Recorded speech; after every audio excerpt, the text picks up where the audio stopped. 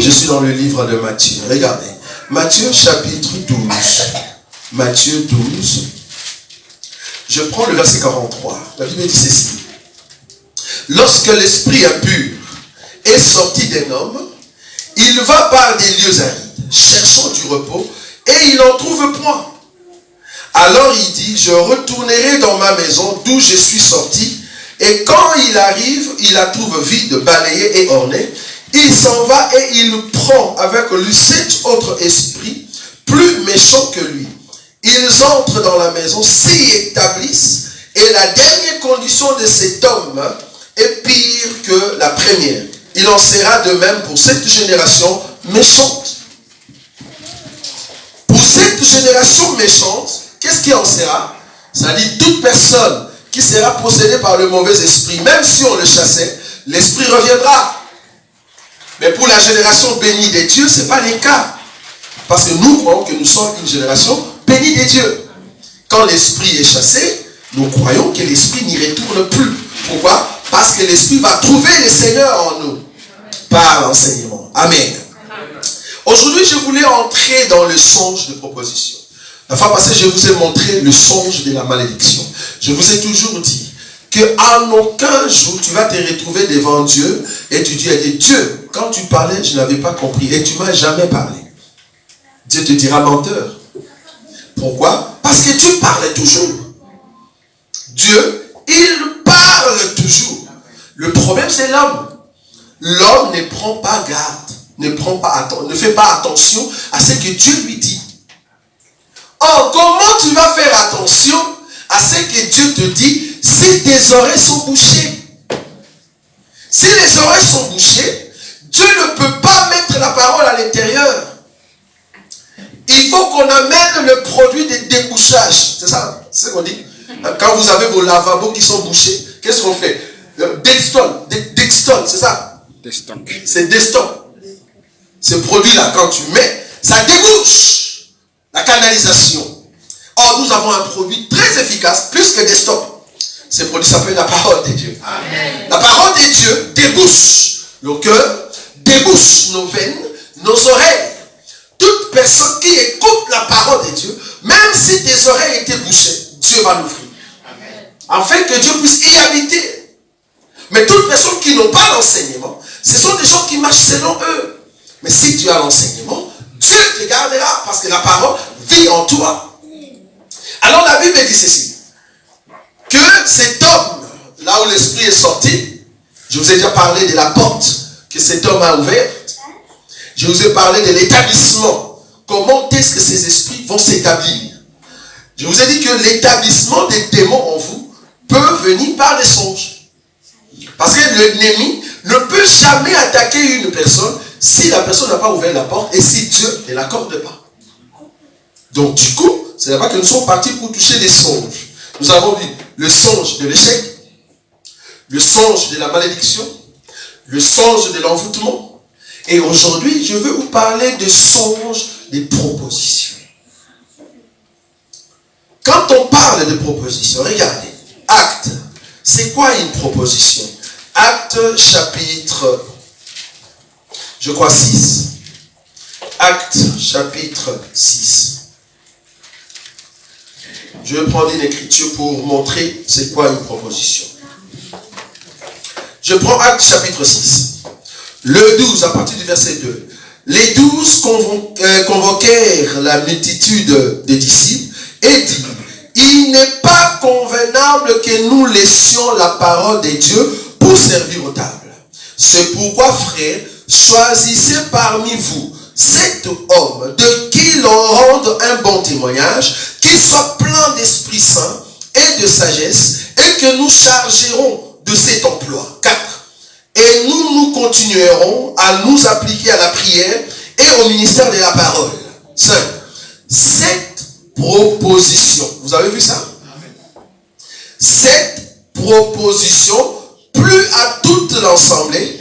Ils élurent Étienne, homme plein de foi et d'Esprit Saint, Philippe, Prochor, Nicanor, Timon, Parménas et Nicolas, prosélytes de l'Antioche, il les présente aux apôtres qui, après avoir prié, leur imposèrent le main.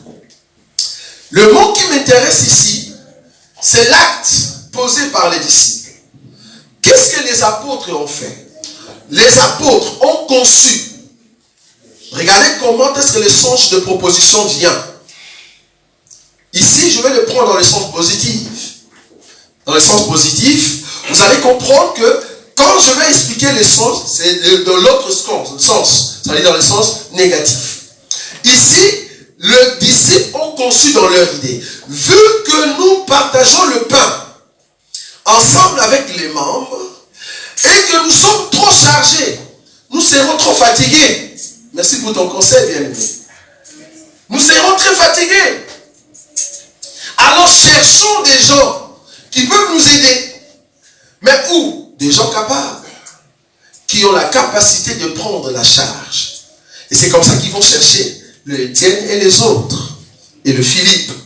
On dit, bon, vous allez maintenant vous appliquer à ces choses-là. Mais nous allons nous appliquer à tout ce qui est prière et enseignement. Mais ils ne sont pas venus imposer.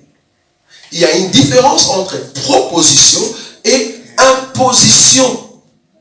Les disciples sont venus avec leur idée pour proposer à l'assemblée, si c'était possible, que eux restent du côté de la prière et de l'enseignement, et que vous puissiez choisir 7 personnes qui vont faire la tâche que nous avions avant. Et la Bible dit, parce que c'était une proposition, il faut qu'il y ait une approbation. Donc, dans toute proposition, il y a une approbation. Donc, si vous voyez quelqu'un souffrir, c'est parce que quelque part, il y a eu une porte que lui-même avait approuvée. Et voilà, il y a le malheur qui arrive. Et ça, vous voyez là où je viens. Amen. Le songe de proposition, ce sont des songes. Je vous ai dit que Dieu parle tantôt d'une manière, tantôt d'une autre. Il parle dans les songes et dans le rêve, et l'homme ne fait pas attention. Il parle pour faire quoi? Pour avertir, et aussi faire quoi? Sceller. Donc il y a deux. Le songe, c'est pour avertir et sceller. Je vous ai dit la phrase. Maintenant, remarquez. Dans les songes de proposition, je suis un enfant de Dieu. Je prie le Seigneur Jésus. J'excelle dans la foi. J'excelle dans ma vie financière. Ok, gloire à Dieu. Mais dans mes songes, je vous ai dit, c'est l'esprit qui dirige le naturel. C'est le supérieur qui dirige l'inférieur. Est-ce que vous voyez ça? C'est au niveau de l'esprit. Ce que tu es à l'esprit, c'est ce que nous voyons. Ce que tu es en esprit, c'est ce que nous voyons. Un homme, une femme désorganisée, au niveau de son esprit, il y a des organisations. Les disciples sont venus, ils ont proposé à l'assemblée. C'est-à-dire, que dites-vous de ça? Donnez-nous votre approbation. Et la Bible répond, la Bible dit, cette proposition a plu à tous. C'est-à-dire, nous sommes d'accord pour ce que vous nous avez proposé. Donc, ils ont accepté. Maintenant, qu'est-ce qui se passe dans le songe? Parce que l'ennemi aussi vient avec des propositions. Parce que tu es un être humain et que tu connais le Seigneur. Dieu t'a appelé à exceller dans la foi. Je vous ai dit que vous n'êtes plus dans la condamnation. Vous êtes d'accord avec moi? Nous, enfants de Dieu, nous ne sommes plus dans la condamnation. La condamnation, ce n'est pas notre partage. Parce que Jésus a condamné la loi. Jésus a condamné le péché. Mais est-ce que Jésus a enlevé la réclamation? Non. Jésus n'a pas enlevé la réclamation. Preuve, lui-même, il a été réclamé. Mais Jésus n'a pas été condamné, c'est-à-dire par Satan. Non, condamné dans la chair parce qu'il devait faire une œuvre salvatrice. Ça, c'est autre chose. Mais je parle ici de la condamnation du péché. Jésus n'a pas péché. Parce qu'il n'était plus condamné. Alors en mourant à la croix, il a enlevé la condamnation qui régnait sur nous. Donc, nous ne sommes plus dans la condamnation. Ça, nous disons Amen. Mais la réclamation, il y a une différence. La réclamation, c'est une autre chose. Parce que nous avons donné une autre écriture ici, que les diables rôdent tout autour comme un lion rugissant, cherchant qui dévorer. Je vous ai dit que les diables ne vont pas dévorer ses enfants. Parce que s'il veut manger ses enfants, il peut manger à tout moment. Parce que ce sont ses enfants. Il ne va pas rôder tout autour de ses enfants. Parce qu'ils peuvent le prendre à tout moment. Donc il rôde tout autour de ceux qui se disent enfants de Dieu. Est-ce que vous voyez ça? Amen. Alors, c'est quoi le songe de proposition? Les songes de proposition, c'est-à-dire tu dors la nuit et tu es en train de voir une situation. Je veux citer ici des songes de proposition. Comment est-ce qu'on vous a proposé des choses la nuit et il y a beaucoup qui sont tombés dans l'autre côté. Et avant de toucher les songes de proposition, j'aimerais encore reprendre parce que c'est ça la base de cet enseignement. Nous avons dit en ces lieux que nous avons la partie corps, c'est dans 1 Thessaloniciens chapitre 5, le verset 23. Nous avons dit que tout ton être soit gardé irrépréhensiblement, que tout ton corps, âme et esprit soit gardé irréprochable. Est-ce que vous voyez ça? Ça dit l'homme à la partie corps, esprit, la partie corps, âme et esprit. Nous avons dit que la partie esprit, c'est ça qui domine normalement toute entité. Mais si seulement tu as Jésus, si tu n'as pas Jésus, et qu'au niveau de ton esprit, c'est les diables qui règnent, tout ce que les diables te donnent en esprit, c'est ce que nous allons voir. Quelqu'un qui veut se suicider, ça commence à l'esprit. C'est l'esprit qui a été convaincu de mettre fin à sa vie. Et vous allez voir la personne prendre quelque chose et mettre ici, et la personne est morte. La personne est morte. Quelqu'un qui veut aller se prostituer, c'est une décision qui vient de l'esprit. C'est pour cela Moïse condamne l'acte par le corps, mais Jésus condamne l'acte par l'esprit. Est-ce que vous voyez ça? Parce que Moïse a dit, si seulement tu sors avec la femme de ton frère, tu es condamnable. C'est parce qu'on vous attrape en flagrant délit, d'adultère. Mais Jésus n'a pas dit ça. Jésus a dit, quand tu regardes seulement la femme d'autrui, donc tu n'as même pas touché. Mais quand tu regardes la femme d'autrui, pour faire ce que tu penses là-bas, tu pêches. Au niveau de l'esprit. Donc c'est au niveau de l'esprit que vient la proposition. Or, quand tu dors, le corps se repose, ton esprit est encore vivant. C'est là-bas que les diables viennent. Dieu aussi peut venir. Je vous ai dit qu'il y a des songes positifs et des songes négatifs. Maintenant, dans les songes de proposition, quand tu dors, ton esprit est encore vivant. Qu'est-ce qui se passe? Je commence à citer un peu les songes ici. Il y a des bien-aimés qui voient dans leurs songes. Tu dors, tu te retrouves dans un milieu où tu excelles. C'est-à-dire tu as l'argent. Les autres se voient dans des costumes extraordinaires.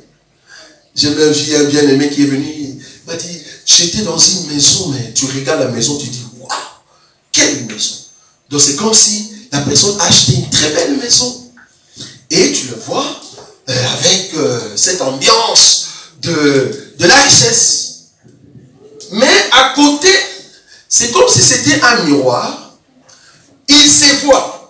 Donc c'est-à-dire, il y a deux personnes, mais c'est la même personne. Je ne sais pas si vous comprenez ce que je dis. Donc dans son songe, il se voit en deux. Donc il y a une personne qui a l'argent et l'autre, lui, qui n'a pas l'argent. C'est comme si l'autre, lui, est mendiant, souffre. Maintenant, il se met en dilemme entre les deux, cherchant en fait qui je suis réellement. Ces songes-là montrent la nature de la proposition que Dieu veut t'amener, parce qu'il faut comprendre que Dieu a toujours un plan merveilleux pour ses enfants. C'est un plan de bonheur et non pas un plan de malheur. La personne qui a la richesse dans ton songe, c'est ce que Dieu veut que tu sois. Et la personne qui souffre, qui n'a pas de beaux habits, ou la personne qui est cachée quelque part, qui a peur, donc tu te vois qu'il y a une autre personne dans un cachot, dans une prison, mais c'est toi, tu te vois dans une prison. Je ne sais pas si vous voyez ça. Donc tu viens, tu vois une personne enchaînée, mais c'est toi qui vois que toi-même tu es encore enchaîné. Des songes, on appelle ça songe de proposition, mais en forme de double. Quand tu vois ces songes-là, comprends que celui qui est fort dans ces songes, ou qui a de l'argent, ou qui est propre, c'est ce que Dieu veut te donner. Maintenant, celui qui est dans la prison, celui qui souffre, celui qui n'a pas d'habit, celui qui est pauvre, alors que c'est toi, c'est ce que l'ennemi te propose. Maintenant, si tu te réveilles, sans pour autant élever ce que nous avons dit par le chèque, c'est-à-dire te réveiller avec force et prier pour cela, l'ennemi va faire entrer ce qui est le côté négatif de ce songe. Et comment il le fera? Parce qu'il sait très bien que tu es faible dans la prière. Je vous ai toujours dit, le secret pour vaincre le songe de l'échec, de malédiction et d'envoûtement, c'est la prière. C'est ça le secret. Maintenant, dans ces songes-là, où tu te vois deux, il y a un qui est bien, il y a l'autre qui n'est pas bien, si tu te réveilles, tu ne pries pas, comprends qu'il y a un vent qui arrive. Même si tu avais l'argent, tu vas voir que ton argent va chuter. Même si tu étais fort, tu avais de maisons, tu avais de voitures, tu vas voir qu'il y a un vent qui vient. C'est comme si on a pris tous tes biens et voilà, tu es parti. Il y a le chèque qui arrive et tu ne sauras plus te relever. Il y a beaucoup de bien-aimés qui avaient de l'argent. À l'époque, ils ont grandi dans de bonnes familles. Mais malheureusement, ils ont vu ce songe dans leur vie. Qu'eux, ils étaient à deux dans le même songe. Mais comme ils n'ont pas prié, l'ennemi amène le côté négatif de ce songe. Tu vas voir que ces gens, ils ont très bien grandi. Ils avaient de l'argent. Ils ont marché avec Dieu. Ils ont eu un peu cette grâce de voir la main de Dieu. Leur affaire excellait. Mais tu vas voir, à un moment, ils vont commencer à chuter. Chuter. Pourquoi ils chutent? Ils chutent parce que la position qu'ils avaient avant, c'était la position que Dieu voulait. Mais cependant, comme ils chutent, Dieu le ramène au bas dans leur vie pour que Dieu puisse leur enseigner. Vous savez que les épreuves sont un moyen pour nous enseigner. Dieu permet les épreuves pour nous enseigner. Alors tu vas rentrer là par terre si tu ne prends pas conscience de ce que tu étais avant. Tu vas rester là-bas. Le seul secret pour sortir de là où tu étais au-dessus jusqu'en bas, c'est la prise de conscience. Si tu n'as pas la prise de conscience, tu ne vas pas sortir. Je vais prendre une autre écriture. La Bible dit que le fils prodigue, il était très bien dans la maison de son père. Il a dit, papa, donne-moi ma richesse. Ah, donc il était riche. Mais avec sa richesse, qu'est-ce qui est arrivé? Il a commencé à descendre. Jusqu'à ce qu'il voulait même manger les carottes, comme on dit, de porc. En d'autres termes, il était par terre. Mais quand il a pris conscience, il a dit, je retournerai. J'aime ça. C'est ce qu'on appelle la conversion. Je retournerai. Dans vos vies, il y a eu des moments où vous étiez si haut. Dieu vous a visité énormément. Mais remarquez que plus Dieu vous a donné, apparemment vous avez abandonné cette voie. Et c'est là-bas que l'ennemi vient. Je me rappelle de cette prière de Salomon qui a dit, ne me donne pas trop de richesses, ne me donne pas aussi la pauvreté. Donne-moi ce qu'il me faut. Est-ce que vous voyez cette prière? Mais il y a beaucoup qui avaient la richesse. Et voilà, ils sont chutés. Au lieu de prendre conscience là où ils sont, au contraire, ils s'entêtent. Ils disent, ouf, ce sont des réalités du monde. Et apparemment, c'est comme s'ils ne croient plus au Seigneur. Est-ce que vous voyez ça? C'est parce que cette foi qu'ils avaient au départ. Mais ce sont des gens au départ, avant d'avoir la richesse, ils ont beaucoup prié. C'était des gens qui demeuraient dans des jeûnes extraordinaires. Il y a même beaucoup qui, au Congo, ils étaient très forts dans la prière. Mais arrivés en Europe, parce qu'il y a des portes qui s'ouvrent, tu es au-dessus, tu abandonnes. Et qu'est-ce qui arrive? Tu chutes. Or, quand tu chutes, au lieu de prendre conscience, tu restes là-bas. Tu dis non, Dieu va me visiter. Mais Dieu ne va pas te visiter si tu ne prends pas conscience. Dans ces songes, tu te vois en deux. Et là, l'ennemi va te proposer en fait la personne qui n'a pas l'argent. Deuxièmement, il y a des songes de proposition en ce qui concerne la finance. C'est-à-dire, tu te vois dans un songe que tu avais l'argent dans la poche. Ça, beaucoup de gens le voient. Ils avaient l'argent dans la poche. Et tu vois une personne qui vient dans le songe. La personne te dit, donne-moi ton argent Ou soit achète ce que j'ai et je vais te donner la chose en question. Tu lui donnes de l'argent, au lieu que la personne te donne ce que tu avais acheté, il ne te donne pas la chose en question. Il te donne une autre chose. Tu commences à t'inquiéter. Mais moi, je voulais ça. Pourquoi tu m'as donné ça? Tu commences à t'inquiéter dans tes songes et tu te réveilles. Là, c'est un songe de proposition mais de l'échec. Parce que tu ne pouvais pas te réveiller. C'était ton argent à toi. Ça dit tes biens. C'est un bien qui était en vous, mais que toi, tu as fait sortir. Tu as donné. Au lieu qu'on te donne la chose qui était gardée, que tu voulais acheter, mais on ne te donne pas cela. Tu commences à te lamenter. Mais moi, je voulais acheter ça. Pourquoi vous me donnez l'autre? Il y a même d'autres personnes qui se voient prendre, par exemple, une voiture. Il y a d'autres en train de faire des affaires. Nous voulons faire cette affaire, mais arriver là-bas, la signature, ou le papier, ou les documents qu'on lui donne, ce n'est pas l'affaire que lui, il est venu faire. Et il commence à se lamenter dans les songes. Moi, je voulais ça, mais pourquoi tu me donnes ça? En d'autres termes, je voulais A, mais on te donne B. Si tu vois ça dans ton songe, comprends que Dieu est en train de te dire, relève-toi dans la prière, parce qu'il y a une proposition qui est en train de venir pour changer ta bénédiction. Changer ta bénédiction. Il faut vous réveiller. C'est très important les choses qu'on est en train de dire ici. On a même vu d'autres personnes. Bon, ça, il y a aussi des bien-aimés qui nous ont raconté, mais ce sont des choses qui arrivent très souvent. Donc, il se voit avec ses enfants. Tu es avec tes enfants, tu amènes ton enfant, tu le prends par la main, vous êtes en train de passer sur un chemin. Et du coup, tu regardes ton enfant, ce n'est pas ton enfant. Tu dis, oh, mon enfant, c'est pas ce que j'ai entre les mains. Mais tout à l'heure, j'avais mon enfant. Mais où est parti mon enfant? C'est un peu comme l'histoire de Salomon avec l'enfant qu'on voulait couper. Mais où est mon enfant? Et tu ne le vois pas dans les songes. Tu commences à regretter. Ou soit il y a d'autres qui se voient qu'ils ont vu leur enfant dans un berceau ou sur le lit et l'enfant était très mignon et on l'a sorti. Mais quand tu veux prendre l'enfant, tu veux le bercer, tu vois que l'enfant en question devient trop maigre.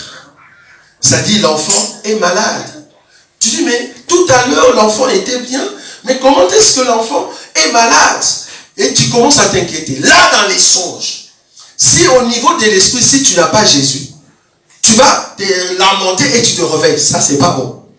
Si au niveau de l'esprit, tu as Jésus, à partir de ton songe, tu commences à prier. Tu dis non, ça, c'est pas mon enfant, vous m'avez changé. Donc, c'est le songe de proposition. On veut changer quelque chose dans tes domaines. Ça peut être des domaines financiers, domaines sanitaires. Il faut faire attention dans les songes. La Bible dit que quand Dieu parle, il parle sous forme de paraboles et des énigmes. Mais il faut qu'il y ait quelqu'un qui peut interpréter cela. Nous sommes ici pour interpréter vos songes. Quand tu vois ces songes, qu'on est en train de changer quelque chose qui était bon, mais qu'on change, c'est un songe de proposition. On est en train de proposer quelque chose qui était bon, on veut échanger pour qu'on te donne quelque chose qui n'est pas bon. Quand tu te réveilles, prie. Prie. Dieu nous parle par des songes. S'il ne peut pas parler audiblement, mais il te parle toujours par les songes. Toujours par les songes. On a vu des gens qui étaient dans le mariage. Dans son mariage. Là, la personne est dans son mariage. La personne est déjà mariée. Mais la personne se voit encore. Vous voyez ça? La personne se voit encore, on est en train de lui proposer un autre mari. Vous voyez là où je viens? Donc, tu es déjà dans un mariage, mais quand tu dors, tu vois comme si on te propose un autre mari ou une autre femme. Mais la femme en question qu'on te propose, ce n'est pas la femme que tu as à la maison. Vous voyez, c'est là. Ça, c'est un songe de proposition. Donc, Dieu est en train de te dire, relève-toi, il y a un vent. Parce que toi, tu n'es pas fort que le diable. Nous sommes forts que le diable par Jésus-Christ. Quand tu te montres ça, Dieu veut te dire, fais attention. Je sais que tu aimes ta femme, mais il y a un vent que l'ennemi est en train d'envoyer, tu peux tomber dans l'adultère. Une femme qui peut être au Congo, une femme qui peut être ici, tu vas voir une sirène qui va sortir de nulle part. Avec une beauté, d'abord farouche, une beauté calquée, avec des couches de poudre de 12 kilos, avec des fossiles, et cette femme va apparaître comme tu n'étais pas fort en esprit. Elle va te séduire. Mais quand tu reviens à toi-même, tu dis, mais comment je peux laisser ma belle femme comme ça pour aller auprès de celle-là? C'est un esprit. C'est parce que tu n'as pas prié. Tu vas tomber dans l'adultère. Alors que Dieu t'avait déjà prévenu. Tu es déjà dans un mariage. Il fallait que tu voies ta femme. Mais toi, tu ne vois pas ta femme. Tu vois une autre femme. Alors que toi, tu es marié. On est en train de te proposer une femme dans ta vie réelle. C'est pour ça que tu verras que tu es faible. Quand tu vois une femme, tu as la facilité d'aller aborder une fille. Quand tu vois un enfant de Dieu, normalement, ne peut pas avoir cette facilité-là. Si tu es déjà marié, normalement, ce que Dieu peut faire, la meilleure des choses, Dieu va, si tu te maries aujourd'hui, Dieu sait qu'il fait, il va jeter des écailles sur tes yeux. Afin que tu ne voies plus une femme. Et comme tu vas rester dans le mariage, quand les écailles vont tomber, tes yeux verront que la femme que tu as choisie. Mais si tu vois que tes yeux, ta femme est là devant, mais tu commences à faire ça de gauche à droite, comprends qu'il y a déjà un vent qui souffle. Il y a même un homme de Dieu qui nous a dit, quand tu regardes une femme deux fois, va demander pardon. Nous avons dit, non, là tu es parti trop loin. Je peux regarder deux fois, peut-être c'est une personne que je connaissais avant, que je n'ai pas, mais je ne pêche pas. Vous voyez là? Donc c'était juste pour vous dire, quand tu regardes une femme dans l'idée d'aller vers elle, tu pêches alors que tu es marié. Quand tu vois ça dans ton songe, qu'on te change de mari, on te change de femme, dans ton songe, comprends qu'il y a un vent qui va te pousser vers des sirènes. Quand je parle de sirènes, ce sont ces sœurs-là qui sont sur Facebook. Tu vois déjà la sœur sur Facebook, tu te dis, mais cette sœur très belle comme ça, pourquoi elle n'est pas encore mariée? Et tu vas auprès d'elle, tu vas comprendre qu'en réalité, elle a un problème. Son problème, c'est quoi? Elle ne veut pas respecter la parole de Dieu. Je vous ai toujours dit, on ne prend pas un homme, on ne prend pas une femme, parce que la personne est trop beau ou trop belle. Non. Nous, enfants de Dieu, nous allons prendre un homme ou une femme qui a l'enseignement. Très important. Maintenant, si tu as une femme qui a l'enseignement, mais tu commences à regarder de gauche et de droite, fais attention, c'est Jézabel qui vient. Et je vous dis que Jézabel paraît toujours belle, paraît. Mais si tu lui jettes de l'eau, les poudres qui tombent, tu vas dire, c'était cette femme que j'avais vue, oui ou non? Et surtout dans vos fêtes, fêtes de mariage, fêtes quelque part, où on vous dit déjà, ici, il ne faut pas mettre des lampes normales. On tue les lampes. C'est là-bas que les sirènes entrent. Parce qu'elle n'a pas besoin que tu puisses bien voir sa face. Avec ayant leur esprit. Mais quand la lumière apparaît, et que la pluie tombe, tu te dis, Seigneur, c'était elle, oui ou non? Oui, c'était elle, mais ayant l'esprit mauvais sur elle. Donc, même quand vous sortez, tu sors avec ta femme, serre ta femme. C'est pas un péché. Dans une fête, tu sers ta femme, c'est pas un péché. Au contraire, c'est la parole. C'est l'enseignement. Si tu vois un homme qui n'aime pas sortir avec sa femme, un homme qui ne sait pas prendre sa femme par la main, comprends que cet homme a besoin de prendre la main d'une autre femme. Parce qu'en réalité, l'homme est fier quand il est en train de marcher avec sa femme. Amen. Est-ce que vous savez que la beauté de l'homme, l'homme doit le prendre et donner à la femme? Parce qu'en réalité, la beauté de l'homme, c'était ses cheveux.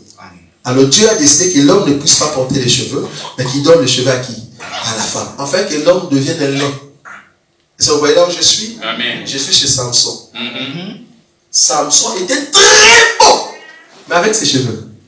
Mais le jour où on a enlevé les cheveux de Samson, il était devenu très laid. En réalité, l'homme n'est pas beau. C'est la femme qui est belle. Nous sommes trop laids. Mais il faut présenter ta femme qui est belle. Amen. Si tu vois un homme qui reste devant son miroir en train de dessiner ses carrés de barbe, alors que sa femme ne voit pas les carrés de barbe, ce sont les autres qui voient, il y a un problème. Je parle ici, je suis dans les songes. Parce que dans les songes, on t'a proposé une autre femme, un autre homme. Et j'aimerais te dire que ces songes ici, beaucoup de pasteurs l'ont reçu. Pourquoi? Parce que beaucoup de pasteurs sont tentés. Et le pasteur, dans son songe, c'est comme si il a aimé les songes. Pourquoi? Parce que la femme qu'on a proposée là-bas, trop belle. Mais non, ce n'est pas la beauté, ce sont des poudres, bien aimé. Tu n'as pas bien vu. Et voilà un pasteur qui va tomber avec des sœurs à l'église. Pourquoi? Parce que Dieu lui avait dit, attention, on te propose une autre femme dans tes songes. Fais attention. C'est très important ce que nous sommes en train de dire ici. Un autre songe de proposition. Tu as un diplôme. Tu as bien étudié. Tu es fort instruit. Je dis physiquement, personnellement. Tu es instruit. Mais tu te vois dans les songes que tu es en train de faire un examen que tu as échoué. Mais toi-même, tu sais que tu es intelligent. En d'autres termes, Dieu est en train de te dire, lève-toi, prie. Pourquoi? Parce que bien que tu es intelligent, mais cependant quand tu vas aller partout pour chercher du boulot, les gens ne voient pas ton intelligence. Ils voient un diplôme trafiqué la nuit dans tes songes. Alors que tu es intelligent. Donc, apparemment, ton diplôme n'a pas de valeur, alors que toi-même, tu sais que tu es intelligent. Normalement, ce que tu es, tu ne pouvais pas être ce que tu es aujourd'hui. Avec l'intelligence que Dieu t'a donnée. Mais alors que le Seigneur t'avait déjà prévenu, parce que je vous ai dit que le songe, ce sont des avertissements. Dieu t'avait prévenu, attention, ce que tu vois dans ces songes veut dire, lève-toi dans la prière. Rentre dans la présence de Dieu pour enlever ces vents qui arrivent pour que tu ne puisses pas exceller ou avoir un poste très élevé. Voilà. Et c'est grave. Je vous ai parlé ici de mon oncle qui est déjà parti, qui n'est plus là. On lui proposait tous les jours. Il a dit, c'est presque 3 fois. Il voit qu'il y a une personne qui vient lui dire, je peux te donner de piqûres? Et puis on lui met de piqûres. Lui dit oui. Dans son songe, il disait oui. Mais physiquement comme ça, il n'était pas malade. Mais dans son songe, il y a toujours quelqu'un qui vient, comme un médecin. Tu veux que je te donne des piqûres? Oui. Et puis on lui met des piqûres. Le jour où la maladie a commencé, il n'a pas traîné très longtemps et il est parti. Donc on est en train de lui proposer de maladies sans les savoir. Tu es devenu maladif. Ce n'est pas parce que tu as mangé la nourriture d'Aldi. Non, oublie. Tu es devenu maladif. Ce n'est pas parce qu'il y a un problème au niveau de la famille. Non. Je vous ai dit que Matthieu chapitre 12, cette personne était responsable de ce qui se passe dans sa vie. C'est la personne elle-même qui a ouvert les portes. Il n'a pas compris le langage de Dieu. Alors qu'il s'est dit chrétien. Le diable veut vous proposer de maladies. Il y a d'autres même qui ont reçu des malarias en Europe. Mais comment tu as de malaria ici en Europe? On dit, mais d'où vient cette maladie? Il y a même, on propose des choses comme ça. Vous êtes des amis, il y a plein de sortes de propositions.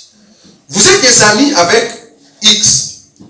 Dans les songes, alors que vous êtes à bon terme, mais dans les songes, tu penses que c'est la personne qui est ton ami qui est en train de combattre avec toi. Et tu combats à fond, tu l'insultes, vous bagarrez, et jusqu'à ce que la personne peut te blesser. Et puis tu te réveilles dans les songes. Mais tu te dis, est-ce que c'est vraiment la personne ou c'est pas la personne? Non, c'est pas la personne. Moi, je te le confirme. C'est pas la personne. C'est un esprit qui vient pour te dire qu'avec la personne que vous avez maintenant, vous allez vous séparer. Et la blessure sera tellement grande. Maintenant, la proposition, c'est quoi? On met dans ton cœur pour que tu te sépares avec cet ami-là. Alors qu'en réalité, l'ami est bon. Parce qu'il y a des bénédictions qui viennent par Dieu, mais qui passent par des amis. Ça, vous savez. Parce qu'il y a des ouvertures que toi-même, tu ne sauras pas l'ouvrir. Bien sûr, ça vient de Dieu, mais ça passe par un ami. Or, l'ennemi le sait. Qu'est-ce qu'il fait? Il t'amène un songe de proposition. Tu te bagarres, tu vois par exemple l'autre dans une position. D'abord, toi-même, tu n'es pas dans la vie de prière. Mais dans ton songe, tu vois le frère ou la soeur dans une mauvaise position. C'est une proposition pour dire que ta bénédiction ne saura plus venir là-bas. Et c'est là-bas que tu as loupé beaucoup de choses dans ta vie. Parce qu'on t'avait proposé un faux songe. Et tu as raté. Tu as raté. Il y a un jour, il y a d'autres bien-aimés qui nous ont dit, ah bien-aimé, on dormait, on a vu tel en culotte. J'ai dit, et alors culotte? Et dans la Bible, c'est quoi la culotte? Culotte, c'est un vêtement. Mais le problème, c'est un vêtement court. Donc c'est un bien-aimé qui est en train de faire des bonnes œuvres, mais qui ne suffit pas. Quand tu le vois en culotte, et alors? Ah non, c'est l'esprit de l'impudicité. Ah, bien-aimé. Si c'est l'esprit d'impudicité, donne-nous cette écriture. Ce que nous croyons dans cet évangile, quand tu vois la personne torse nu ou nue, ah là, nous avons l'explication. C'est ce que nous avons dit ici. Dans les songes d'envoûtement. Parce que les songes d'envoûtement, c'est aussi une proposition. C'est-à-dire, tu te vois nu, totalement nu, dans un songe. Mais tu es calme. Tout le monde ne te dit rien. Mais toi-même, tu t'inquiètes, tu dis, oh, comment est-ce que tous ces gens me disent rien alors que moi-même, je sais que je suis nu? Là, alors que ta vie comme ça, tu es d'accord avec moi, tu ne marches pas nu. C'est une proposition que le diable est en train de mettre dans ta vie pour dire, attention dans ta vie. Dieu va enlever beaucoup de choses. Tu vas rester nu. Parce que la nudité, c'est la sécheresse. Quand tu te vois nu, il y a une sécheresse qui arrive. Une sécheresse. Le dernier songe de proposition. C'est là-bas que je vais m'installer et puis je vais terminer. Tu te vois dans un songe. Dans ces songes, tu vois que tu détiens quelque chose. La chose, je ne saurais pas le détailler ici.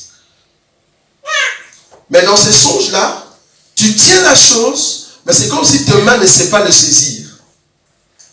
Tu es force de le tenir, mais tu ne sais pas tenir la chose. C'est comme si tes mains deviennent invisibles pour toucher la chose. Tu fais des efforts, tu t'efforces de prendre la chose. Ça peut être un enfant, ça peut être de l'argent, ça peut être tes biens. Mais tu essaies de le prendre, mais c'est comme si tes mains deviennent invisibles. Je me redis, dans ce songe-là, Dieu est en train de te dire, lève-toi, parce qu'il y a une grande sécheresse qui arrive. La sécheresse, attention, quand nous disons sécheresse, cela ne veut pas dire que tu ne verras pas l'argent. Si, tu verras l'argent. Tu vas aller au travail, tu vas avoir de l'argent. Mais quand on parle de la sécheresse à ces niveaux-là, veut dire, à chaque fois que tu auras l'argent, 1000 €, tu ne sauras rien faire avec. Ça va terminer comme si tu achetais des arachides. Donc Dieu, le diable va faire de sorte que dans ton esprit, tu n'as pas la capacité de gérer 1000 €. Vous savez qu'il y a un enfant de Dieu qui ne sait pas gérer ses finances, tu as un problème spirituel. Un enfant de Dieu qui ne sait pas gérer sa finance, tu as un problème spirituel. C'est pour cela que tu vas remarquer dans ta vie, il y a eu des moments où tu as touché beaucoup d'argent. Mais tu te dis, est-ce que c'était moi qui avais cette somme? Oui, c'était toi. Mais le problème dans les songes, tu ne pouvais pas tenir la chose. Tu as ce que nous appelons le main troué. Ce main troué, quand nous le présentons dans l'enseignement, nous voulons dire, tout ce que tu feras avec tes mains, c'est-à-dire les œuvres que tu peux réaliser, que ce soit du travail, ne va pas réussir parce que tu ne sais pas gérer ce que Dieu te donne entre les mains. Tu as 5 000 €, il y a même d'autres. Il s'est dit au mois de janvier, quand je serai au mois de mai, on va me donner, comment on appelle ça? Vacances irréelles, c'est ça. La vacances irréelles, c'est quoi? Pardon, PQ de vacances. Ok, PQ de vacances. Regarde ce qui se passe dans ta tête maintenant, parce qu'on est au mois de janvier. Je vais avoir le PQ de vacances, qui sera aux environs de 3 000, 3 500, voire même 5 000. Ok, qu'est-ce que je vais faire? D'abord, le premier problème que tu n'as pas un projet. Si tu n'as pas de projet, tu ne peux jamais atteindre Isaac. Tous ceux qui veulent réussir dans la vie, ils ont toujours un projet. Si tu n'as pas de projet, on n'attend pas le projet quand le 5000 sera là. On fait un projet avant le 5000. Si tu n'as pas un projet, tu ne vas pas exceller. Tous ceux qui ont acheté des maisons, tous ceux qui ont excellé financièrement, ce sont des gens qui ont envisagé un projet et quand la somme était là, ils ont directement saisi l'objet. Maintenant, le problème avec vous, vous attendez au moins demain. Et quand tu auras les 3500, les 4000, quand tu n'as pas de projet, la première des choses qui viendra, aider le parent au Congo. Je ne suis pas contre les parents. Au contraire, je suis pour les parents. Mais je suis toujours pour la Bible. La Bible est dit, même si les parents vont m'haïr, la Bible est dit, ce n'est pas aux enfants d'amasser pour les parents. C'est aux parents d'amasser pour les enfants. Donc quand mon père, ma mère me demande quelque chose et que j'ai quitté déjà entre leurs, j'ai bien dit, j'ai quitté la maison parentale, je ne suis plus soumis à mes parents. Non. Je ne suis plus soumis à mes parents. Mais quand je vis avec les parents, je suis soumis à mes parents. Est-ce que vous voyez là où je suis? Quand l'enfant sort du toit parental, l'enfant n'est plus sous l'autorité parentale. Donc cet enfant n'est pas obligé d'aider ses parents. Là on va me dire, mais qu'est-ce que tu fais, Roger? Tu es un Africain? Oui.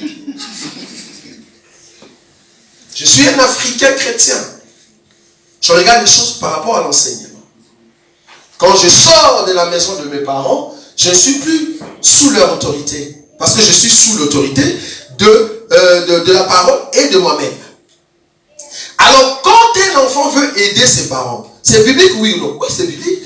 Vous avez bien dit aider. Ce n'est pas une obligation. Non. Donc, le parent qui oblige à ses enfants de leur envoyer de l'argent, alors que la personne souffre ici, et en même temps tu es parti entrer ou t'endetter pour envoyer l'argent auprès de tes parents, tu pêches. Tu pêches. C'est-à-dire, je vais envoyer quelque chose à mes parents, alors que je ne suis plus avec mes parents, et qu'est-ce que tu veux? Tu veux endetter. Ah, Défi Sangaï, combien? 3000. Pour qui? Non, je vais envoyer 2000 aux parents. Tu pêches. Dis aux parents que, écoute, pour le moment, je n'ai pas d'argent. Dis-leur clair. Je n'ai pas d'argent, donc, dès que je l'aurai, je veux voir la possibilité de vous l'envoyer. Nous ne pouvons pas entrer en dette pour aider une personne. Ça, il faut éviter. Déjà, un enfant de Dieu, pour aller trop loin, un enfant de Dieu ne peut pas entrer dans des dettes inutiles. Je peux encore comprendre la dette hypothécaire. Ça, je comprends. Parce que c'est ta somme que tu es en train de rembourser là-bas. Mais tu entres en dette, tu vas auprès de la banque pour aider une personne. Non. Pourquoi? Parce que quand tu auras des problèmes, parce que tout ce que tu vas payer, comme impôt, comme frais, tout ça, c'est toi. Mais la personne est calme. Aide la personne avec l'enseignement. C'est comme tous ces gens qui nous demandent de l'argent dans des carrefours. Tu n'es pas obligé de leur donner. Il ne faut pas dire, Seigneur, parce que je n'ai pas donné 2 euros, je pêche. Non. Tu ne pêches pas. Tu vas pêcher quand le Saint-Esprit te dit, donne 2 euros et que toi tu refuses. Là, tu pêches. Mais si tu ne sens pas cette envie de donner 2 euros aux Romains, tu ne pêches pas. Il ne faut pas chercher le péché partout. Parce qu'on a été dans la voiture et la personne, il tape. 1 euro. Maintenant, vous ne savez pas regarder à la personne te dit, ah, you are moi, paie ça, je ne suis pas obligé, bien aimé. Je ne suis pas obligé. Et après, tu ne sais pas, toi qui vas terminer la misère du monde. Donne quand le Saint-Esprit te dit donne. Sinon, tu vas donner à n'importe qui. Ils vont prendre l'argent, ils vont acheter des whisky et des vodka. Là, tu participes à ce qu'il est en train de faire. Donne quand Dieu te dit de donner. C'est-à-dire la personne a faim. Si la personne a faim, tu peux l'aider. Mais une personne courageuse, muscleux, et qui est très beau, mais qui te demande de l'argent, mais ça ne va pas, il y a un problème. Donc le but ici, c'est de voir les choses avec l'aide de l'enseignement. Je vais terminer. Donc ici, je vous ai présenté les songes de proposition. Vous n'êtes pas obligé de l'accepter.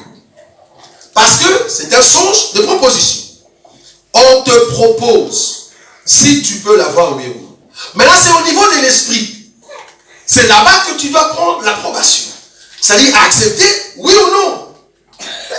C'est toi en fait. Or, comment accepterai-je si je n'ai pas l'enseignement?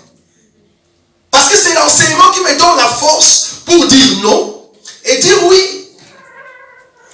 Donc c'est par l'enseignement, au niveau de l'esprit, quand je vois tel songe, le Seigneur va me réveiller pour dire, lève-toi et enlève cette probe qui arrive. Donc, tous ceux qui ont Jésus-Christ, tous ceux qui ont l'enseignement, Jésus va vous aider, afin que les songes de proposition ne puissent pas vous atteindre. Et c'est vrai là où je suis. Mais si tu n'as pas Jésus, tu vas croire que c'est juste un songe.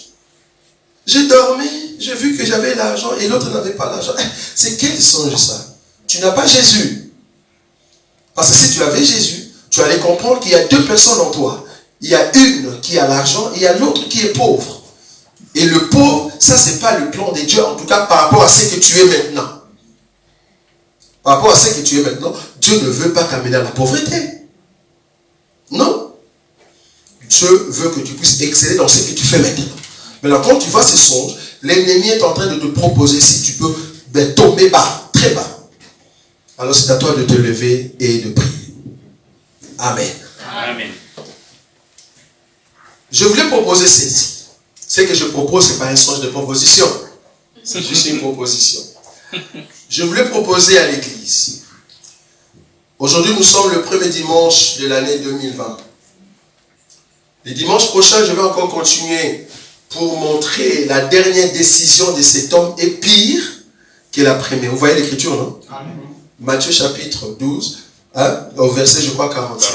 La dernière décision de cet homme est pire que la première. Comment est-ce que tu peux reconnaître que mon mari, ma femme, c'est un païen, c'est une païenne? Quelqu'un qui a bien commencé. Et après, tu vois que c'est pire.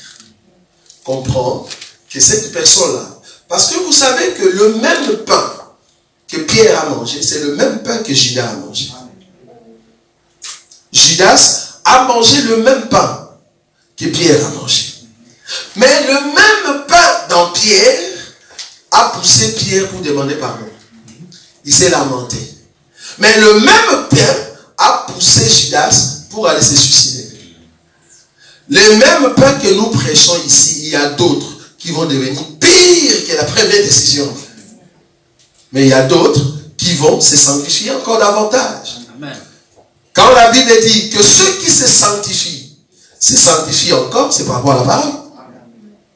Que ceux qui sont impurs, hein? Comment on dit ça? Que ceux qui te suivent, voilà. Que ceux qui se suivent encore. Tu vas te suivre par rapport à quoi? Tu ne vas pas prendre la boue. Tu te suis par rapport à l'enseignement. Donc cet enseignement peut t'amener dans la sanctification, comme cet enseignement peut t'amener dans le suivre. Quand tu vas régner la véracité de cette parole. Le même pain que Pierre a mangé, c'est le même pain que Judas a mangé. Mais pour Judas, il est parti se suicider pour aller en enfer. Mais pour Pierre a demandé pardon pour l'acte qu'il avait commis. Donc, nous allons voir le dimanche prochain que la dernière décision de cet homme est pire que la première. C'est là-bas que nous allons comprendre que je peux rester avec une personne pendant 10 ans si c'est un enfant de Dieu et qu'au début il était un homme méchant. Comme c'est un enfant de Dieu, il va se transformer. Pourquoi? Parce que Dieu va le protéger afin qu'il puisse atteindre le niveau voulu par Dieu. La personne que tu as maintenant, même si tu ne comprends pas ce qu'il est réellement, tu te dis que ce n'est pas une personne qui connaît le Seigneur, je te dis que s'il est dans le plan de Dieu, d'ici 5 ans, ça ne sera pas la même personne. Amen. Parce que Dieu connaît tout à chacun. Et de l'autre côté, la personne que tu vois maintenant, c'est une personne qui vient à l'église, qui aime chanter, qui aime tout le temps sauter à l'église, qui aime tout le temps balayer, qui aime les choses de Dieu. Mais dans 5 ans, si la personne n'est pas dans le plan de Dieu, vouloir ou pas, cette personne va changer un jour en tigre et tu seras la première proie que cette personne va manger. Oui. Pourquoi? Parce que l'enseignement est en train de parfaire tout un chacun de nous afin que notre identité puisse se voir. C'est-à-dire, nous avons des ivraies et des blés. Mais nous sommes dans un même champ. On ne sait pas les distinguer, mais laisser les temps au temps, afin que l'eau qui est jetée dessus puisse faire sortir le fruit de tout un chacun. Or, l'eau que nous sommes en train de jeter n'est rien d'autre que la parole de Dieu. Cette parole, nous sommes en train de jeter dans vos vies, afin que Dieu puisse parfaire vos vies, pour que demain, dans 10 ans, tu puisses exceller dans la foi, pour que tu puisses montrer au monde que tu es réellement chrétien. Mais les autres, ils vont rentrer tout droit dans le monde. Et j'aimerais vous certifier, selon les enseignements, c'est lui qui avait goûté que Dieu est bon. Tu as mangé la nourriture spirituelle ensemble avec nous. Et que tu as vomi, et que tu veux retourner là-bas. Dieu dit, il va te jeter. C'est pour cela que nous disons dans cet enseignement, toute personne qui était avec nous dans cet enseignement, et que la personne est sortie dehors, est rentrée dans les mondes chez les Kofi, comprend que tu es perdu. Ce qui j'aime beaucoup dans notre royaume, il n'y a pas de repêchage. Vous savez que vous avez des repêchages? Oui. Non, on va vous repêcher. Non, si tu n'as pas étudié, tu vas échouer. Il faut étudier et montrer que tu es en train d'étudier comme il faut. Et à la fin de l'année, qui n'est rien d'autre que l'enlèvement, c'est là-bas qu'il y aura le résultat. Il ne faut même pas penser que non, tu vas rater l'enlèvement et soit lors de l'enlèvement, tu vas prendre une personne pour aller avec. Non. Le repêchage n'existe pas chez nous. Nous continuons avec la foi que Dieu met en nous. Amen. Amen. Nous sommes debout, nous allons.